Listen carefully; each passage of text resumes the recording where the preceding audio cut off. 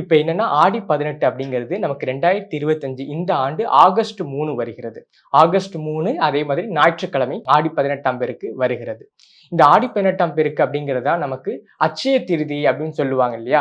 அந்த அட்சய திருதி அப்படிங்கிறது நம்ம வடநாடுகள்ல முன்னாடி கொண்டாடிட்டு இருந்தாங்க.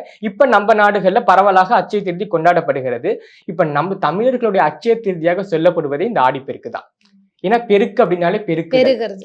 அப்போ நம்ம அட்சய திருதி அன்னைக்கு வாங்கக்கூடிய பொருட்கள் எல்லாமே பெருகும் அப்படின்னு ஒரு கான்செப்ட் இருக்குங்க இல்லையா? அது மாதிரி தமிழர்களுக்குன்னு பொறுத்தளவுக்கு இந்த ஆடிப்பெருக்கு தான் நமக்கு அட்சய திருதியாக கொண்டாடப்படுகிறது.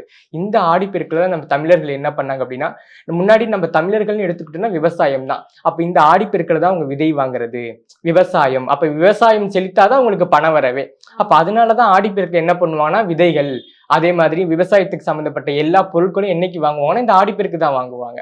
அப்ப இந்த ஆடிப்பெருக்கில் நம்ம வாங்கக்கூடிய எல்லா பொருட்களுமே பெருகும் அப்படிங்கிற ஒரு நம்பிக்கை கண்டிப்பா இருந்துட்டே இருக்கு. குரு அப்படின்னாலே பெருக்கக்கூடிய கிரகம். அந்த கிரகம் உச்சமடையக்கூடிய இந்த ஆடி மாதத்துல நம்ம வாங்கக்கூடிய பொருளும் பெருகும்.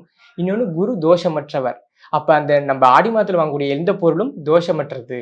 அப்ப இந்த மாதத்துல வாங்கக்கூடிய எல்லா விஷயமே நமக்கு என்னன்னா பெருகும். அட்சய பாத்திரம் போல நமக்கு இந்த ஆடிப்பெருக்கு தான் விளங்குகிறது. சோ இந்த ஆடிப்பெருக்கில் நம்ம வாங்கக்கூடிய பொருட்கள் எல்லாமே சிறப்பாக நமக்கு பெருகும் அப்படிங்கறத இந்த இடத்துல சொல்லிக்கிறோம்.